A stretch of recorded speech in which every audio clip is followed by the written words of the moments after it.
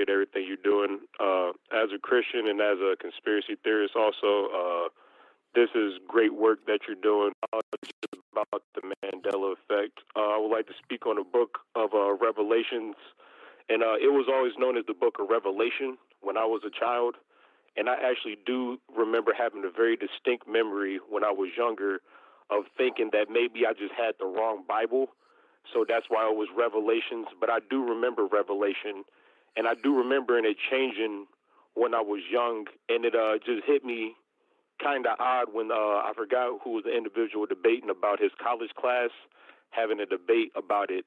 So it seems to me that the Mandela Effect has like not only been changing the Bible, but when you say it gets more complicated, I personally think that I don't know if you individuals are familiar with the philosophy that all words and numbers are serpentine in nature, that they're not inherently man-made. So and perhaps I don't know what to truly think about that. Some sort of a logic, or like you had said, Josh, a lexicon, as the caller points out. Can you speak to that? Oh gosh, as far as serpentine numbers, in the lexicon, I'm not 100% following with that. Moneybags, what about you? Although I did want to say that I completely resonate in your basically what you said about the Revelations thing. That I really resonate with that, and it kind of backs up kind of what I was saying, because in college for me, which was early 2000s, that was kind of like being debated or talked about. So I've always wondered. But do you want to? Yeah, Moneybags. I don't know. Yeah, I'm not aware of that. So again, caller, this you bring up as the revelations. This is a major change. But some of that focus, what is your reason and your thought behind it? What is your personal, belief or faith in what's created this change? My personal belief is that it's. I don't want to get too crazy because I am a pretty big conspiracy theorist. But going back to the serpentine nature, I do feel like there's all information that we interpret it is just a wavelength of light. And so I feel like the Bible may still be written in the actual Bible, but our like the way that we interpret information is actually changing. And I don't know if that makes a lot of sense to some people, but like when I first had this original thought was actually occurring to the 2012 when people thought it might be the.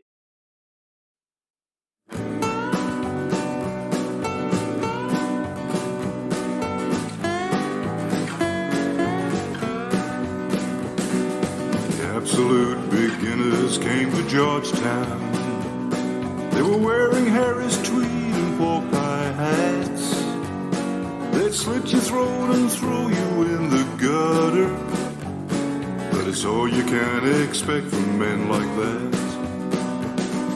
The bus is bound for Niles Bend Harbor. The ladies wear perfume to scar your nose, and the only way to reach them is to scare them. But of that you know little, I suppose. It's a magical and mystical performance as you perambulate right down the road, with your pockets full of stardust and perfection, and Jesus on your side and in your soul. She had rings on every finger and 10 bracelets, some touch with powers given by a sage. He had contemplated giving her his wristwatch. The time for him had long since gone its way.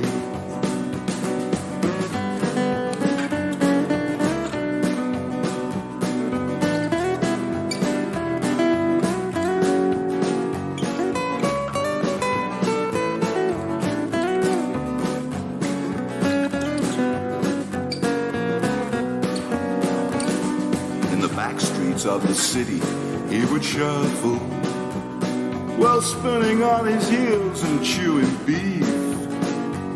He had promised her he'd be a vegetarian, vegetarian, but he could not control his lust for meat. Some say she left the streets for greater glory, but others said that she was big with child. Whatever was the truth, it did not matter. He would hunt her down and cut her with his smile. Last time he was seen was by the pawn shop. He traded 2 gold teeth for a sack of corn, and he would plant it on the outskirts of the city as a warning that he would someday return. He said he never found her and he's still looking. It is said he searches rivers for some sign, but the truth is that he caught her down in Georgetown with a Spaniard who had left his wife behind.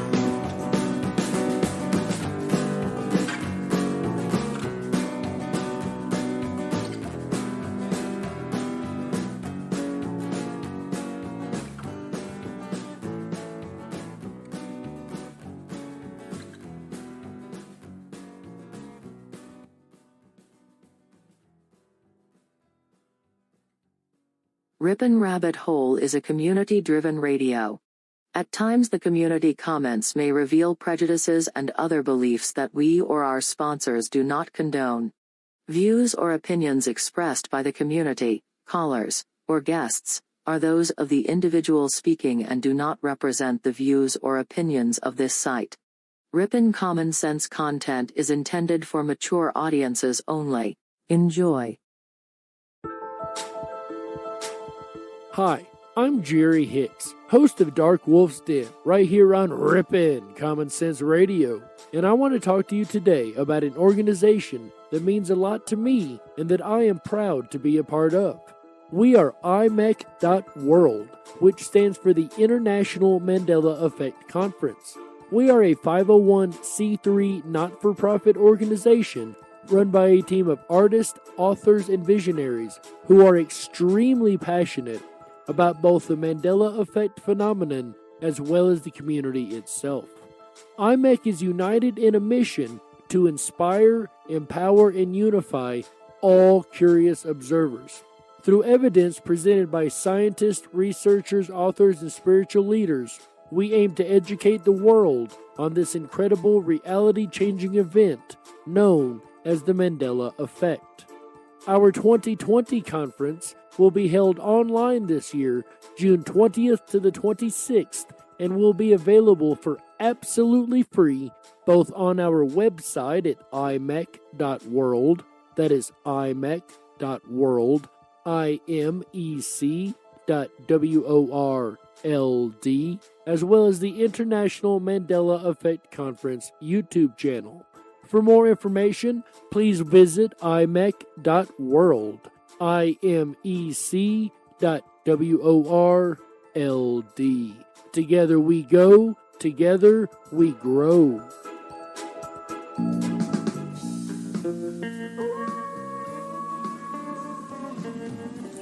Have you ever wondered what happens to our soul when we die? We always hear the question asked, is there life after death? And most of the time we mean in the spirit world. But what about coming back to Earth? Could reincarnation be real? Plus, toward the ends of the program, we're going to find out if your birthmark may have a lot more meaning than you first thought it did. Also, how does deja vu factor into anything? All that and more coming up. But first... Coming to you from a secret mountain cave, hidden deep within the Idaho wilderness, this is the Darkwolf's Den Show. Now, here is your host, Jerry Hicks. And welcome back, everyone, to another episode of Darkwolf's Den. It is Wednesday, May 27th, 2020, and I am your host tonight, Jerry Hicks, also known as the Dark Wolf. So whether you're on the edge of reality, the edge of the galaxy, or the edge of your seat, we're honored that you've chosen us to be right there with you. I would like to give a very special thank you and shout out to my friend Walt House, who I am sure is listening tonight. He does the spoken intro that you hear at the beginning of each show, and we really, really appreciate him doing that for us each week. So thank you so very much, Walt. It is sincerely appreciated. Oh, yeah.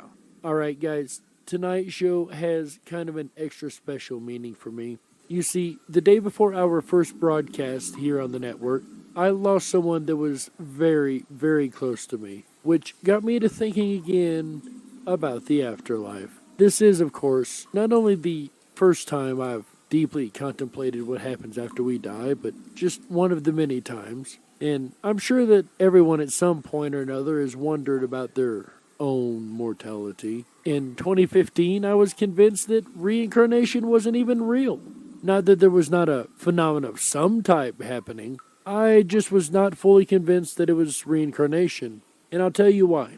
As a paranormal researcher for many years at this point, I had concluded that reincarnation stories are normally heard were the product of the cultural bias. Let me explain. In other words, I expect to hear stories of reincarnation from, say, people in India, because it is part of their religious base within the Hindu culture, or perhaps in tribal nations that practice extra spiritual beliefs. In any case, I was convinced that reincarnation was just part of another spiritual belief system. Then, in 2015, I was listening to a lecture on the topic when I was forced to rethink my conclusion. The person presenting, whom I would later come to learn was named Dr. Jim Tucker, was talking about children who remembered their past lives. The problem was the country of origin for his enormous caseload, which I would also later find out was thousands of cases. What country would that be? The United States of America. To me, that was extremely significant. Because like I said, my original conclusion was drawn based on the fact that the past life remembrances in children all came from cultures that accepted such a thing. However, now I am being presented with a large number of cases in a culture that absolutely ridicules and shuns such an idea. This made my old wolf ears perk up and forced me to rethink what I thought I knew, which is always an amazing thing and a great thing that we should always be willing to do at any time that we find evidence that contradicts what we believe. We must always, and I cannot emphasize enough, we must always be willing to change our conclusions when presented with new evidence. Well, needless to say, I dug back into the reincarnation research. Let's look at a few case files. Billy Thompson was 2 years old when someone gave his British mother Lisa a Lady Di novelty greetings card. On seeing the card, Billy pointed at the image and exclaimed, "Look, it's me as a princess." The family had never discussed the life of the Princess of Wales, who had passed away 18 years before Billy was born. According to his father, TV presenter David Campbell, they also had zero Raw's paraphernalia in their home. The parents were accordingly mystified as to where Billy's comments came from. Billy started talking to his family about his two boys, and when later asked, they explained that he meant his sons, the British Princes William and Harry. Billy is the grandson of Australian-Scottish-born rock musician Jimmy Barnes, and on meeting a Scottish friend of the family, started describing a castle he used to visit when he was Princess Diana. He accurately named it as Balmoral Castle and said that it had unicorns on its walls. The unicorn is Scotland's national animal, with two of the legendary creatures appearing on either side in its royal arms. Not only did he claim to have visited this castle while he was Princess Diana, but was actually able to prove it by actually describing the decorations on the wall, both of which he should have had absolutely no awareness of at his age. Multiple images of unicorns adorn the facade and interior of Balmoral Castle.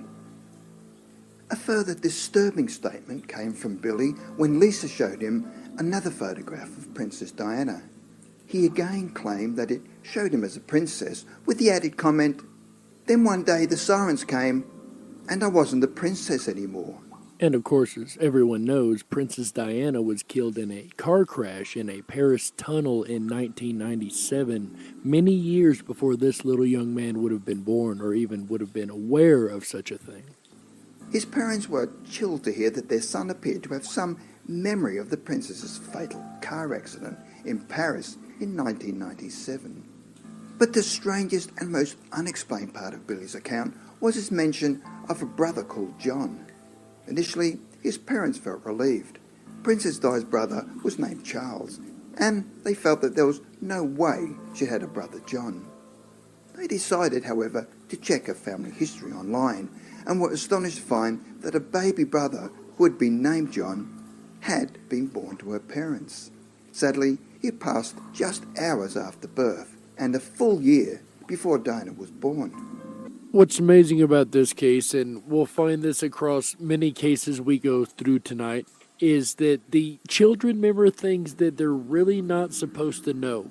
And they do this at a very young age. They have memories and knowledge of things that they were never exposed to within their lifetime, or even around in conversation. But, of course, you would expect everyone who claims to have a past life to be a king, or, in this case, a reincarnated princess, or some other famous figure from history. However, that is actually a very rare thing within the case files of reincarnation, which is why I decided to go ahead and play that one first. And although we try to stay away from stories that are pretty well known to present to you guys, we would be remiss to not include this next story when discussing this topic. Here is previously mentioned Dr. Jim Tucker with the story of James the fighter pilot. So one in particular that I want to tell you about is one that has gotten a fair amount of press. You may have heard about it. A little boy named James Leininger. The case has been on TV some. His parents eventually wrote a book about their experiences. He's a boy who talked about being a pilot who was killed during World War II, and it's believed that that pilot has now been identified. So his parents are this Christian couple in Louisiana, and his dad in particular was quite opposed to the idea of past lives before this case began. And of course, like I mentioned earlier, this is something that really stood out to me and made my old wolf ears perk up, because a lot of the Christian doctrine, generally speaking, says that reincarnation is not a thing. And we'll get more into that in the second half about religions and different religious aspects of the topic. But this is really interesting when you start finding these cases in countries and in homes that have more of a strong Christian background, and such a thing would be ridiculed and explained away as the simple imagination of a child. It began when James was 22 months old, and he and his dad took a trip to a flight museum. And James was fascinated by the exhibit of World War II planes to the point that he kept insisting that they go back to it, and he and his dad ended up spending 3 hours at the museum when he was 22 months old. And then a couple months later, around the time of his second birthday, he started having horrible nightmares multiple times a week, in which he would be kicking his legs up in the air and screaming, "Airplane crash on fire, little man can't get out." And after I spent a weekend with the family going over all the details of the case, and then afterwards I talked with his aunt, who had spent a lot of time with the family. She said you cannot believe how horrible these things were to witness, that it really looked like somebody fighting for his life. And then during the day, he would take his toy airplanes and he would say, "Airplane crash on fire," and he would slam them nose first, bam, into the coffee table. He would do this over and over again, and his parents are apparently tolerant people, because this is a picture of their coffee table. I don't know how well you can see it, but there are dozens of scratches and dents where he would say, "Airplane crash on fire, bam." So that looks very similar to what we in children's mental health call post-traumatic play, where a child who has experienced or witnessed something traumatic then reenacts the scene over and over again in their play. And when you combine that with his nightmares, he really looks like a child who had been traumatized, but he had not been, at least in this life.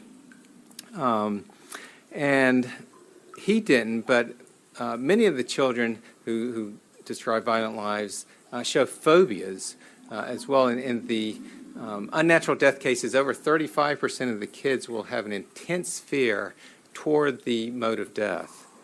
And the other thing that a lot of the kids will do in their play they will also reenact compulsively the occupation of the previous person. And in James's case, not only did he play with his toy planes a lot, but he took an old car seat and created a cockpit in the closet of his dad's home office. So his dad would be in there working, and James would come tumbling out of the closet as he was parachuting out of his plane. And then his parents were able to have several conversations with him after his second birthday in which he could talk about this stuff while he was awake.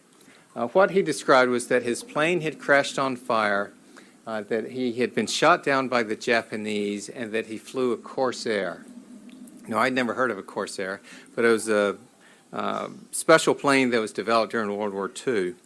And after this case got some publicity, skeptics said, well, he just saw a Corsair at the museum and the name stuck with him. And in fact, if you go to the website of the Flight Museum, you see that in fact there is a Corsair there. Now, James's dad said there was not one there when he and James visited, so I looked into it and found that in fact his dad was correct. They had a Corsair. It had crashed at a public air show the year before they visited, and then they didn't get a replacement for 3 more years. So that is not where he learned about Corsairs. He also said that he flew off of a boat, and his parents asked him the name of the boat, and he said Natoma, which I think we can all agree would be quite an unusual name to guess for a U.S. aircraft carrier. And of course, when we think of aircraft carriers, we think of things like the ones named after presidents like Lincoln or Washington or something along those lines. And as a matter of fact, Natoma, it wouldn't even be something I would think of as a name for an aircraft carrier, and hadn't even heard of it until this particular case file. And unless you're a World War II buff, I'm pretty sure that that's generally not what the first boat that comes to mind would be when you think of an aircraft carrier. And in fact, his dad responded, well, that sounds Japanese to me. And James said, no, it was American. So after that conversation, Dad went and did an online search and eventually came across information on the USS Natoma Bay. He printed out the information, and the footer shows the date when he printed it out, 8/27/2000. James was born in April of 98, so this documents that by the time he was 28 months old, that Natoma was part of the story. And it turned out that the USS Natoma Bay was an escort carrier that was, in fact, stationed in the Pacific during World War II. His parents would also ask him who he was during all this, and he always just said me or James, which they didn't make anything of at the time. They also asked him one time who else was there, and he said Jack Larson. This was all when he was 2. Now, when he was 2.5, his dad bought a book on Iwo Jima to give to his dad, James's granddad.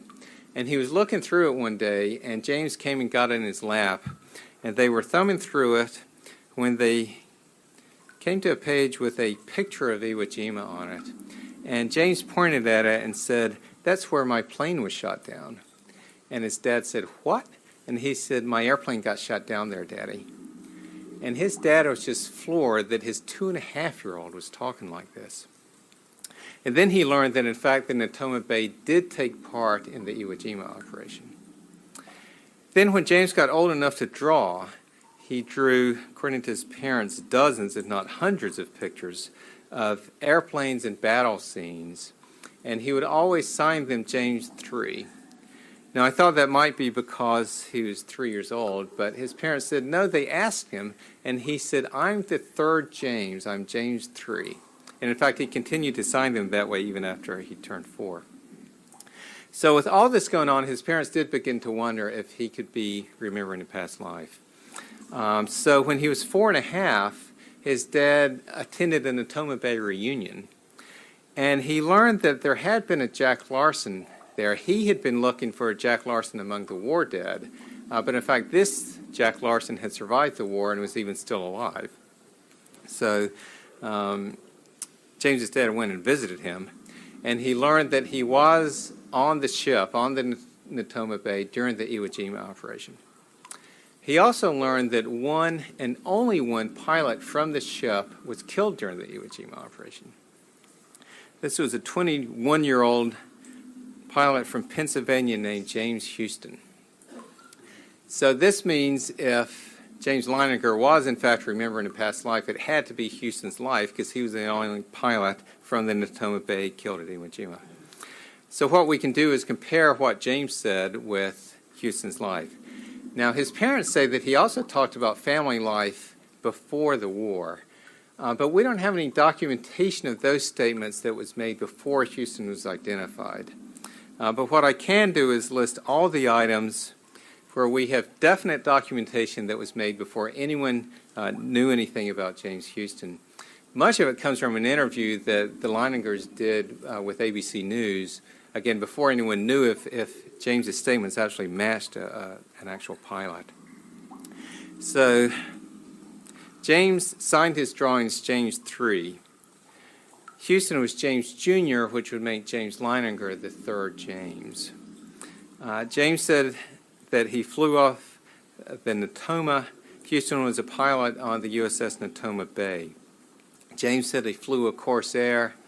Houston had flown a Corsair. He was actually flying a different plane when he was killed, but he was part of the squadron that had tested the Corsair for the Navy. James said he was shot down by the Japanese, and Houston was shot down by the Japanese. James said he died at Iwo Jima. Houston was the one Natoma Bay pilot killed during the Iwo Jima operation.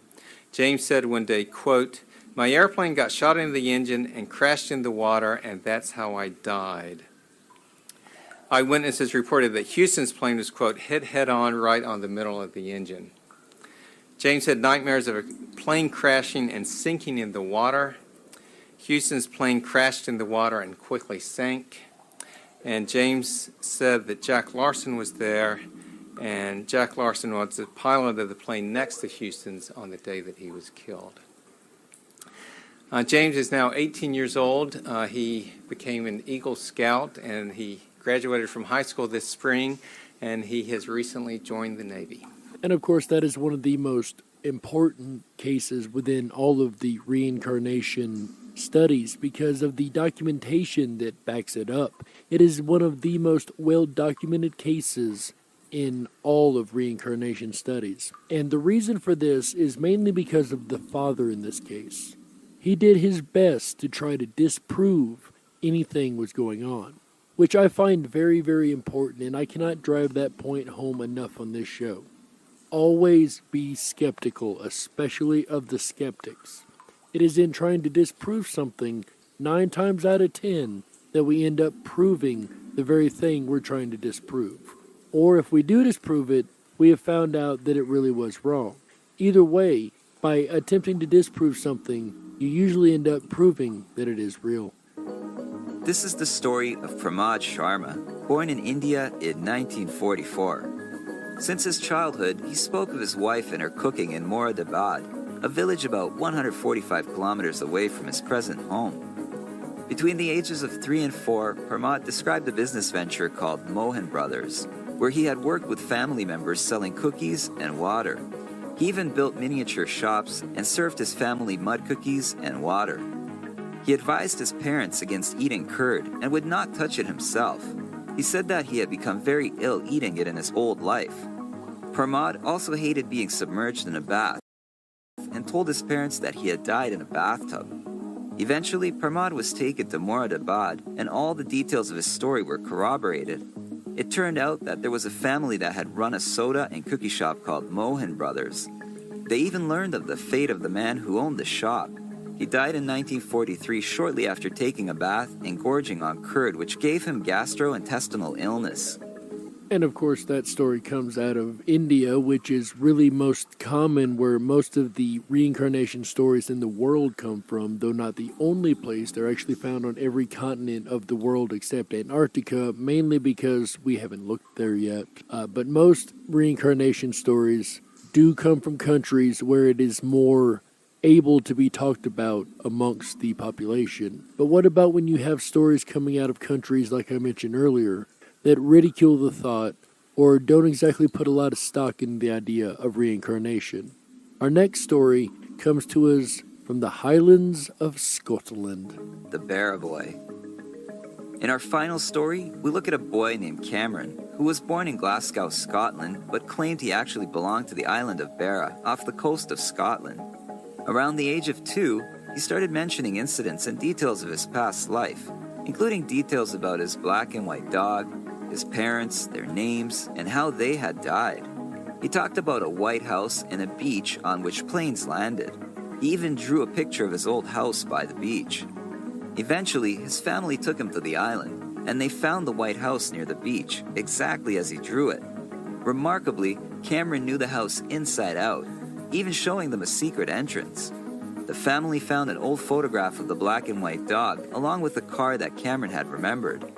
Since his visit to Beara, Cameron talks less about his old life, but he has told pals not to worry about dying because you just come back. So far tonight, we've heard some very incredible case studies, and this is only the beginning. Don't you guys worry. Don't go anywhere. We're not nowhere near done.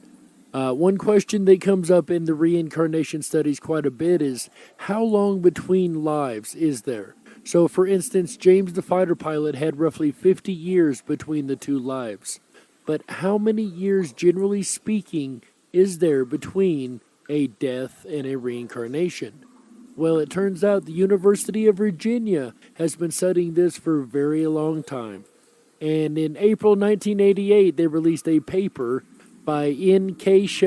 Shada and Ian Stevenson, and the opening page says this: data from 326 cases suggestive of reincarnation studied in 8 different cultures were analyzed with regards to 2 correlations of violent versus natural death of the previous personality whose life the subject claimed to remember. Cases having a violent death showed a shorter interval between death and birth than ones having a natural death. The effect was found in all cultures studied, but reached statistical significance in one individual culture, not surprisingly, of course, India, and for the group taken as a whole. The age of the subject when first speaking about the previous life was also found to be significantly lower with violent death. And again, this is a University of Virginia study. And I can tell you that from Dr. Jim Tucker's case files, which is over 2,500 case files that I am aware of, that it is very, very short amount of time. I mean, something like 18 months is the average between death and returning. Though we know James the fighter pilot was, of course, 50 years between. There's been as low as 6 months and as high as a couple years, all the way up to 50 years. So the average mean is, I want to say he said something like 18 months between lives. Have you ever known someone who's had a past life? I think I have, actually. There's a little boy that's like a grandson to me, and he calls me Papa. I'm not going to call his name out on air. Of course, I wouldn't do such a thing, but he knows who he is. And when he was younger, he come up to me one day and he says, Papa, Papa. And he had this hose in his hand like you could find on the back of a washer. And it was bent at the top. And he holds it to his ear like an old school phone and says, hello. And it really blew my mind. But what blew my mind the most is once he was done, he hung it up in the door frame as if you would hang up an old phone. Now, to the best of my knowledge, this little man has never been exposed to that type of technology. But there's more. About a month and a half later maybe, he comes up to me with this pump from an air mattress. And if any of you have ever had an air mattress pump, you know on the bottom it's got a very square portion, then it's got a round, almost cylinder about right in the middle on top. Well, he had this thing and he turned it sideways and where he's got the flat part towards him. And he looks at me and goes, Papa, Papa. And I looked at him and said, what's up, buddy? He pulls it up like an old Canon camera is what it reminded me of when he did it. He said, cheese. And acted as if he was taking a picture like an old camera. Again, as to the best of my knowledge, he had never been exposed to this type of technology. He's only been around cell phones and modern style tech. So the fact that he did this twice nonetheless really makes me think that he was most likely what's called an old soul and has actually been around multiple times here. Again, I can't prove that, but just the fact that he would have a certain amount of knowledge of items that he should have no knowledge of. I don't know. It could be coincidence, but it's one of the strangest coincidences that I've experienced. So I think I've met somebody with a past life before. Do you? Do you think maybe you've had a past life? We're going to actually discuss in the second half of the show signs that may actually prove that you have or have not.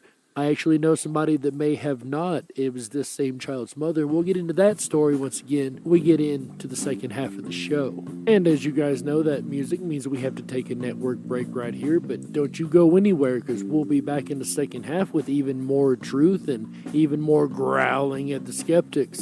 Coming up, we're going to examine, among other things, the religious aspects of reincarnation. What does the Bible have to say about it? Plus, do you have a birthmark? If so, then it might be a lot more meaningful than you first thought. Also, how does deja vu play into all of this? Stay tuned, as we'll be right back in just a couple minutes. Darkwolf's Den, right here on Ripon Common Sense Radio. Oh, yeah.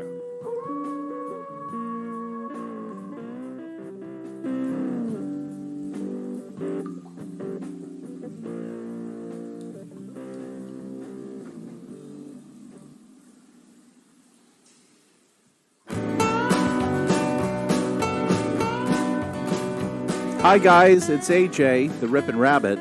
Are you enjoying the program so far? I know I am. If you've enjoyed Jerry Hicks and the Darkwolf's Den show on reincarnation up to this point, please make sure to thumb up that video, hit that subscribe button, and ring that bell with notifications. You'll get notified every time we kick off the weekend on Wednesdays with host Jerry Hicks and the Darkwolf's Den show.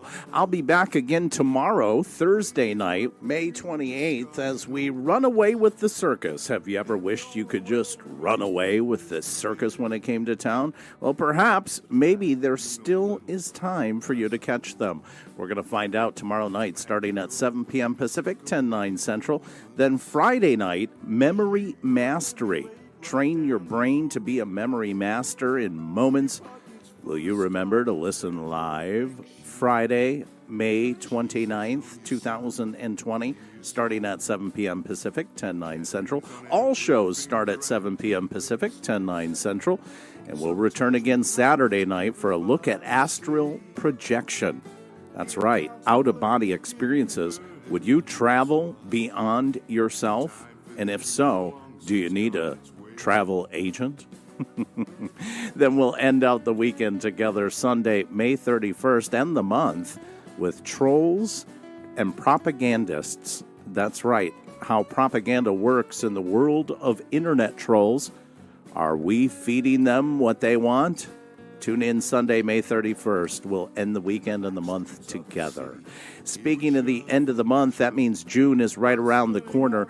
We'll be back to kick off June with Jerry next Wednesday night. And then Friday, June 5th, co-host Moneybag73 will be here for our June installment of the Mandela Monthly. Happens the first weekend of every month here at the Ripon Rabbit Hole. A dive down the transportation Mandela effects.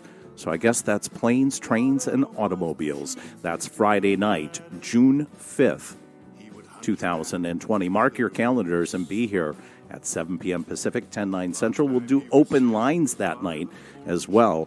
Give you a chance to call in and speak directly to Moneybags73 with your Mandela-affected questions as we explore together transportation Mandela effects. I'm really excited. It's always a good time when we do Mandela Monthly. We'll be back to Jerry Hicks and reincarnation in just a moment, right here on the Ripon Rabbit Hole.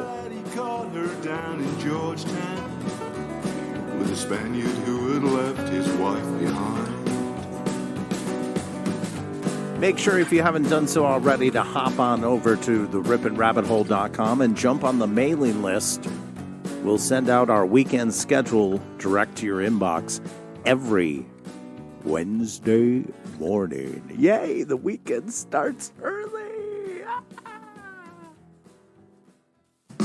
Are you a YouTube creator that's tired of fighting over copyright issues for using the wrong music in your videos? Or perhaps a songwriter looking for something new? I know when I started Darkwolf's Den, I needed some original music, and for me, the answer was a no-brainer. I immediately called Tom Bayless of Red Shed Studios. Tom has been in the music industry for over 20 years and has a true passion for the art. So if you need a custom soundtrack for your next project, make sure you contact Tom Bayless at Red Shed Studios at 920-344-7634. That's 920-344-7634. Red Shed Studios.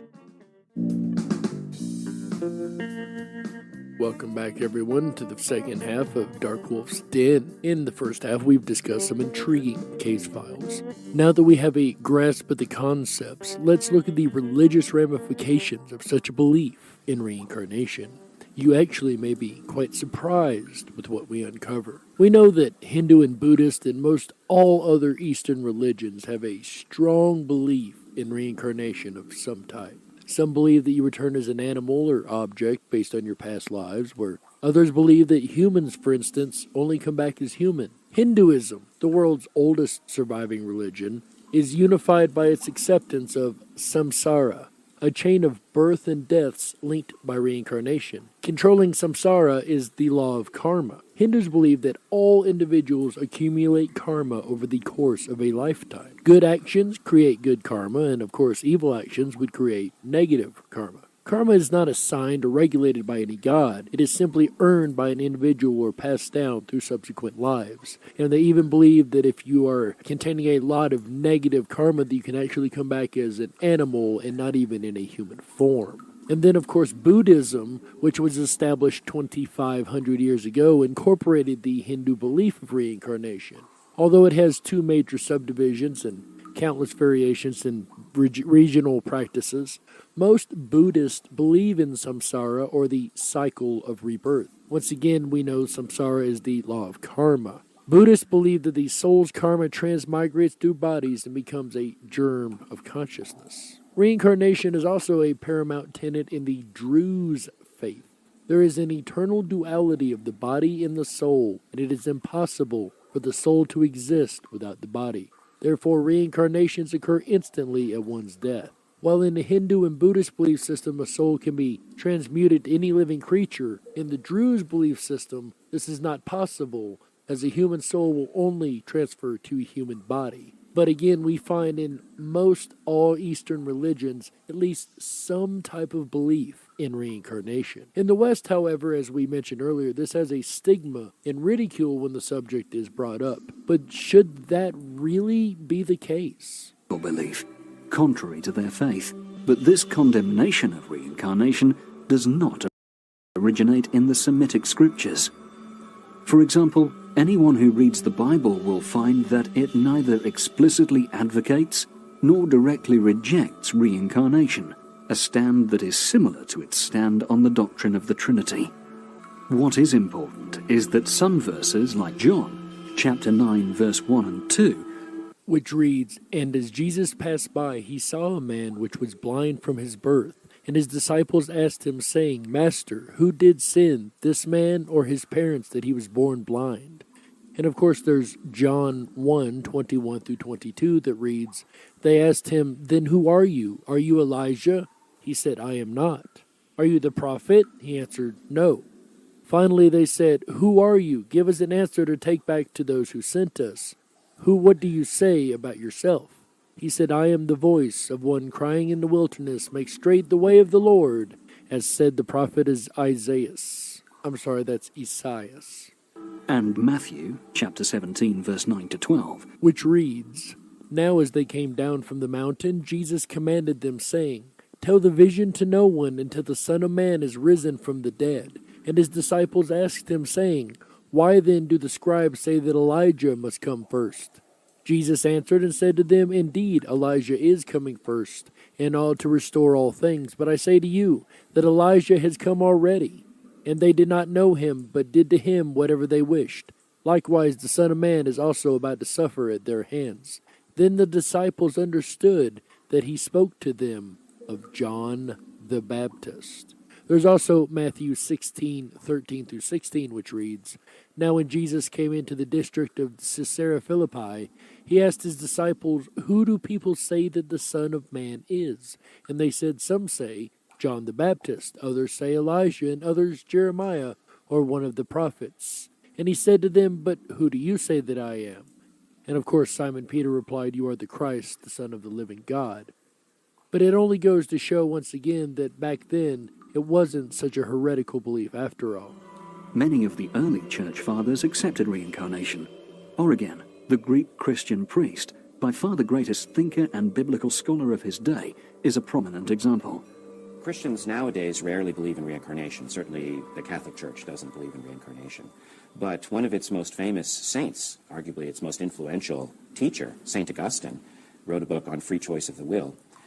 And in that book, he talks about possibilities for an afterlife. And one of the possibilities he entertains is reincarnation. And he doesn't rule it out. And this is, to my mind, it's been neglected. Something that has to be discussed more, I think, by Christians. Dr. Geddes McGregor, a Christian theologian and emeritus distinguished professor of philosophy at the University of Southern California, in his book Reincarnation in Christianity, describes in detail the unfortunate happenings that led to the exile of reincarnation from official Christian dogma. Many Christian scholars consider the edict against reincarnation controversial and inconclusive. For example, the globally renowned Swiss Catholic thinker Hans Kung, in his book Eternal Life, advocates not only the acceptance of reincarnation in Christian theology, but also its elevation to a central issue. Like the Christian Bible, the Hebrew Bible and the Quran are also relatively silent about reincarnation. The Islamic scholar Nader K. Mercer, in his book Reincarnation and Islam, has shown how belief in reincarnation is not incompatible with the Quran and overall Islamic doctrine. Well, in my research of reincarnation, I found that reincarnation has been part of mystical Judaism for centuries, the Kabbalah.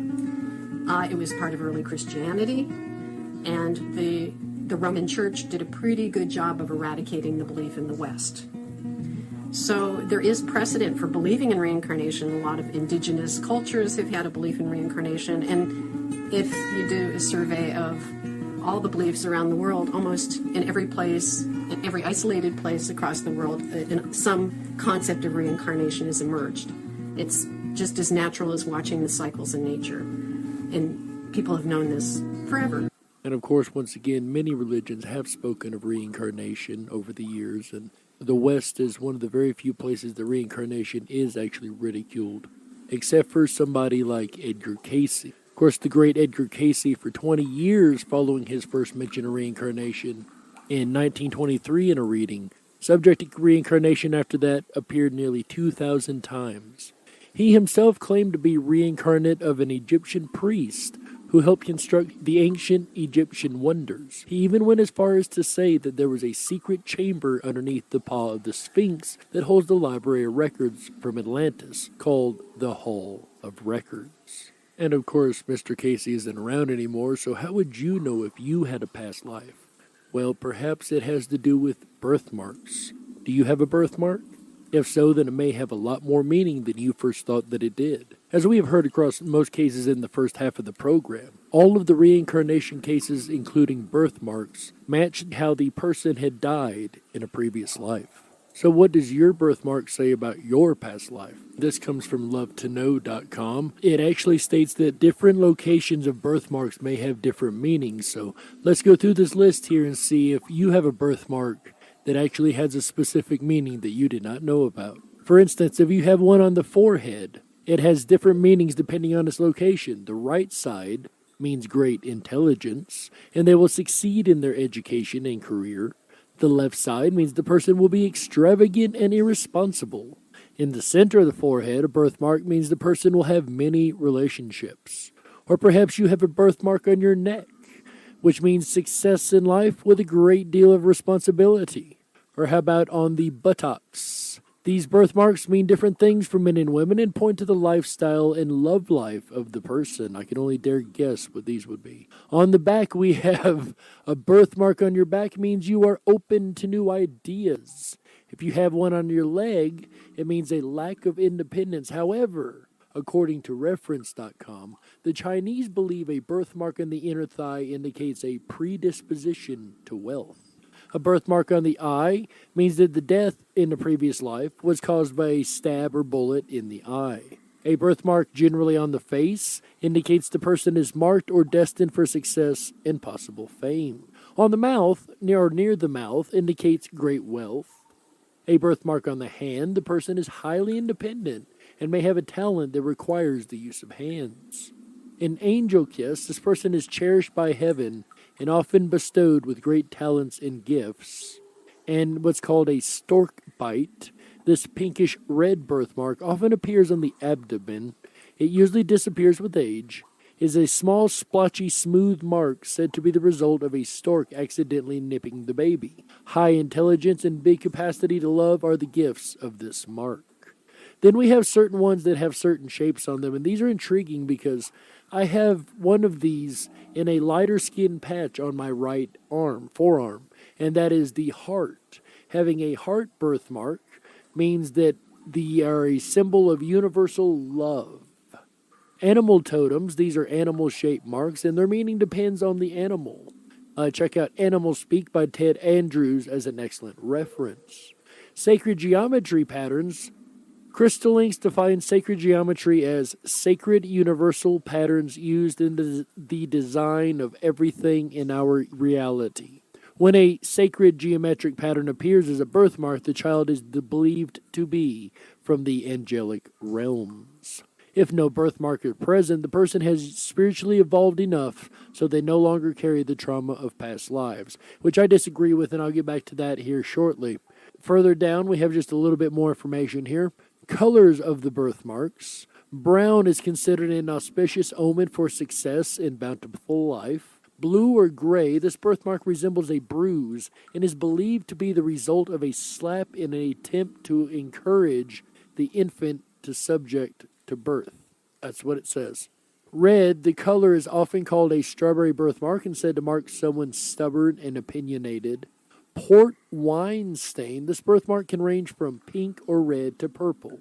It is a badge of reincarnation, reminding the person of having died in a fire, interestingly enough.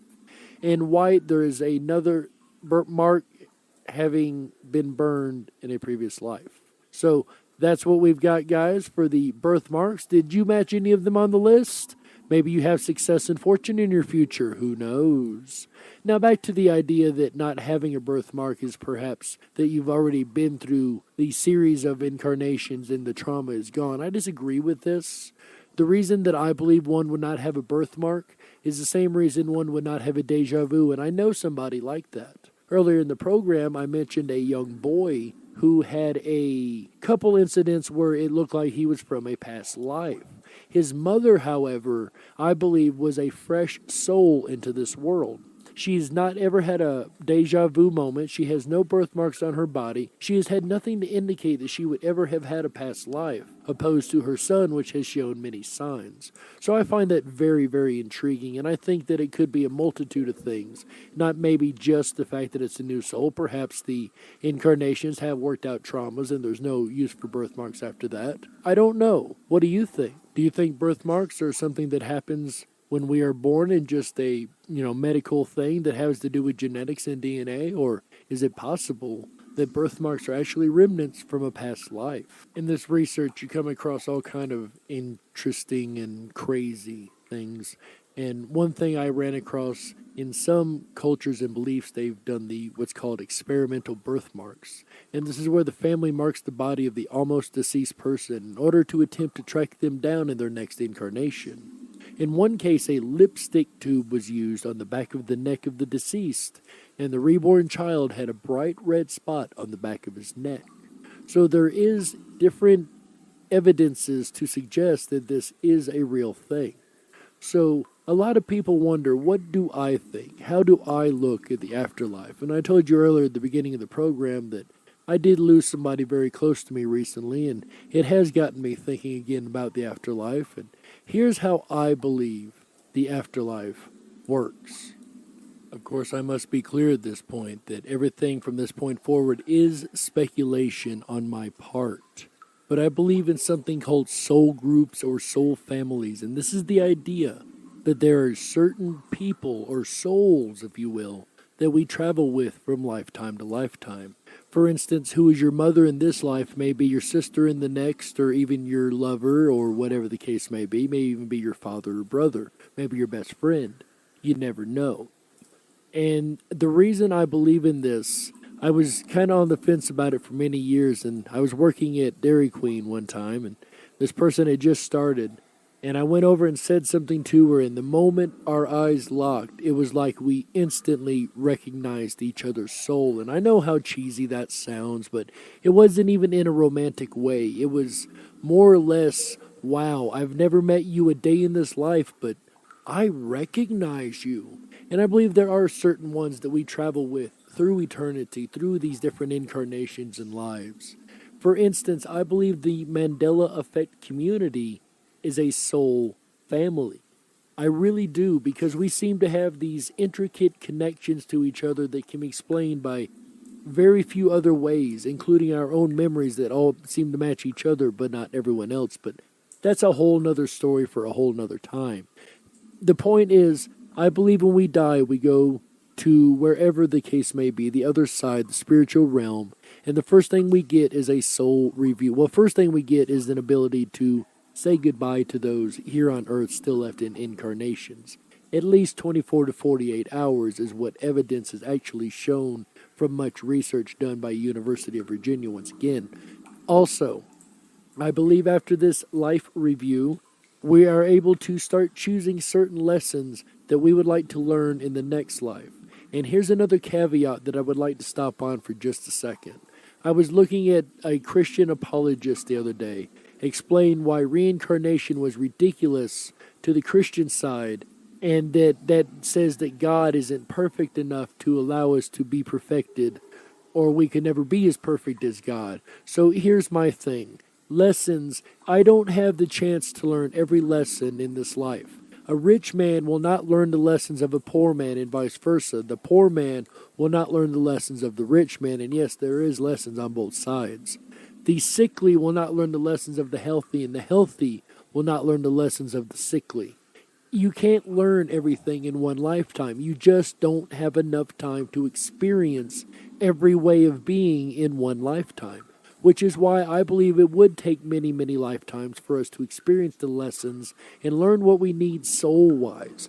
And then there's the argument that, well, we forget when we come across. We may forget specifics of memories, but I guarantee you our soul has not forgotten those lessons. That inherent consciousness, that right and wrong that's in the back of your head, that regardless of who you are, there's that right and wrong that tells you how to be. For instance, I've always loved to be in service of others instead of service of self.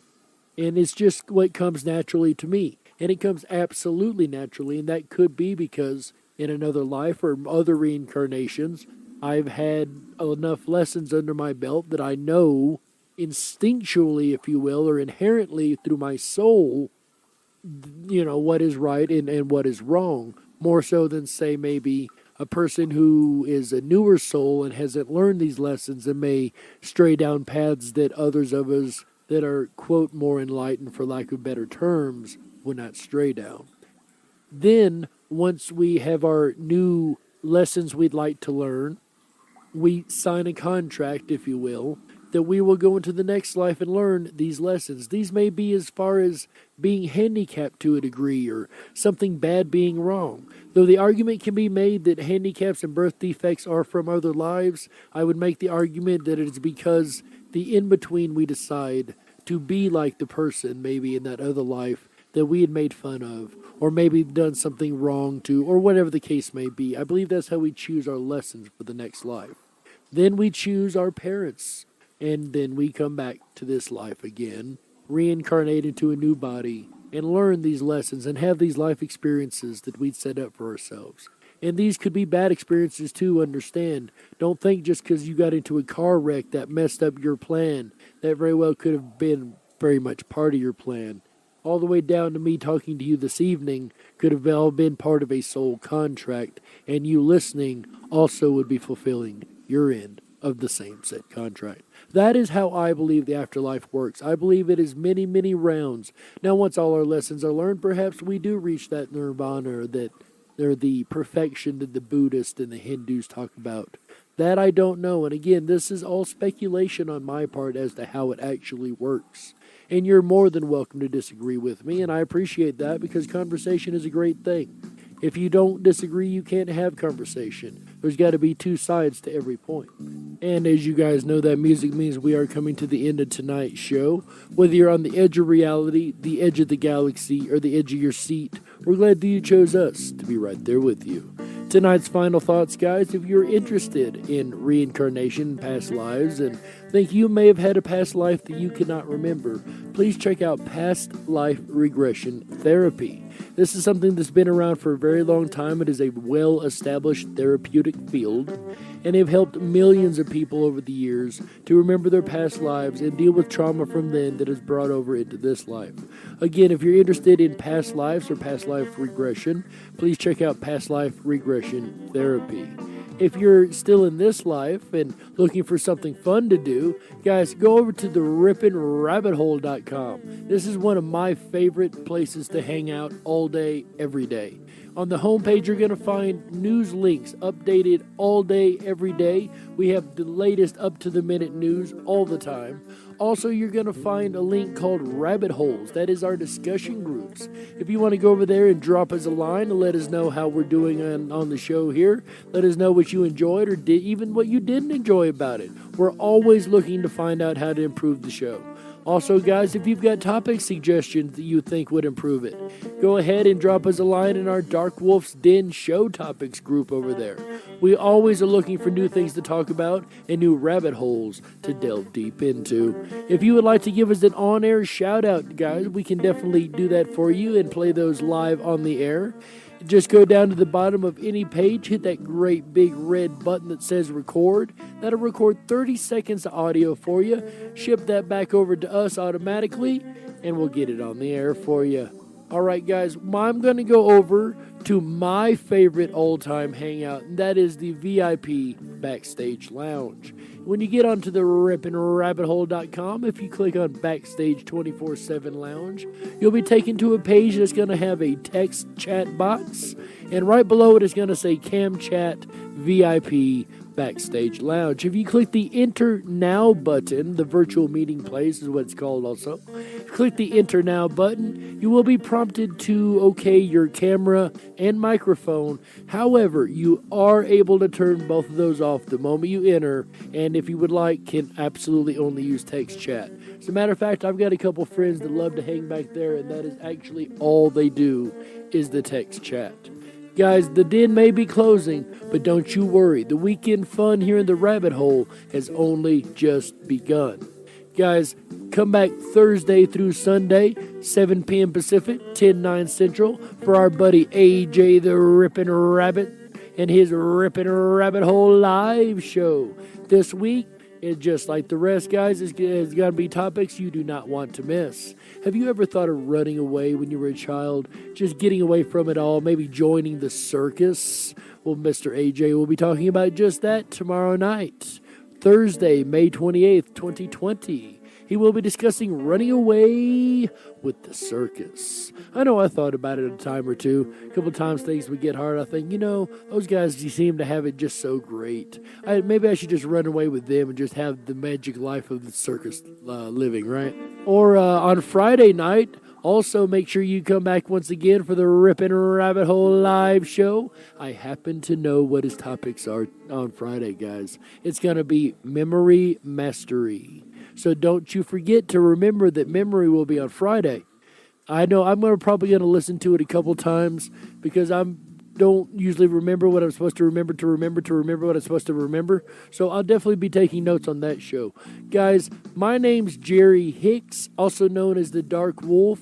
This is Darkwolf's Den. I hope you've enjoyed the episode. We will be back next Wednesday for a brand new episode. And until then, ladies and gentlemen, stay awake, but dare to dream. And hang out all weekend long with the Animals of Radio. How? Yeah.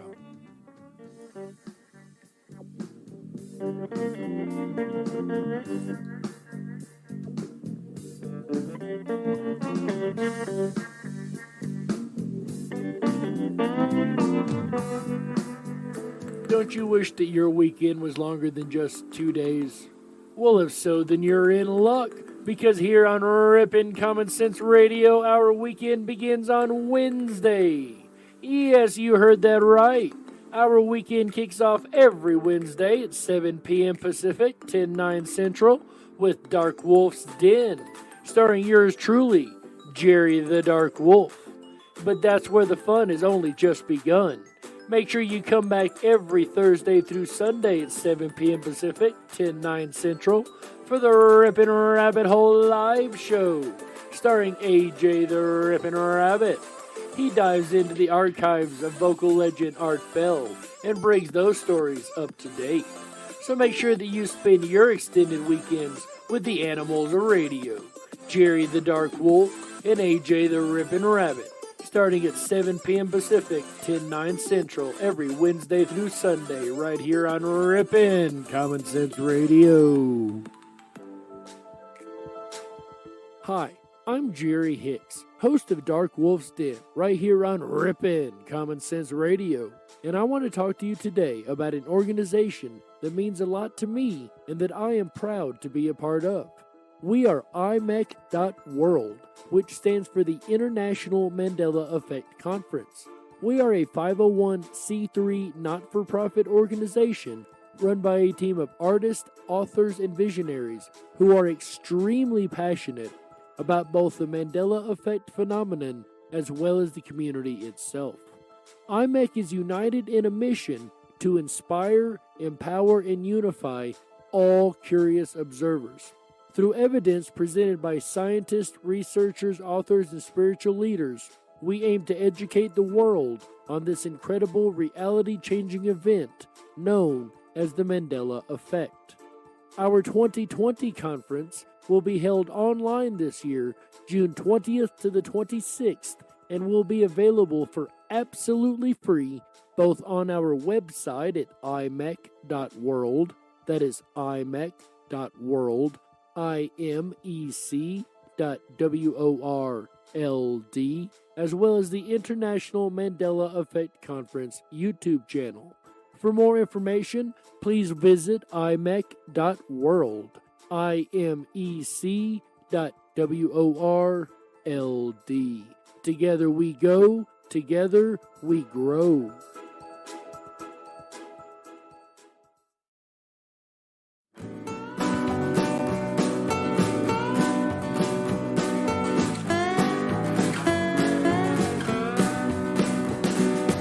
Absolute beginners came to Georgetown. They were wearing Harris tweed and pork pie hats. They'd slit your throat and throw you in the gutter. But it's all you can expect from men like that. The bus is bound for Niles Bend Harbor. The ladies wear perfume to scar your nose. And the only way to reach them is to scare them. But of that you know little, I suppose. It's a magical and mystical performance as you perambulate right down the road with your pockets full of stardust and perfection, and Jesus on your side and in your soul. She had rings on every finger and 10 bracelets, some touched with powers given by a sage. He had contemplated giving her his wristwatch. The time for him had long since gone its way.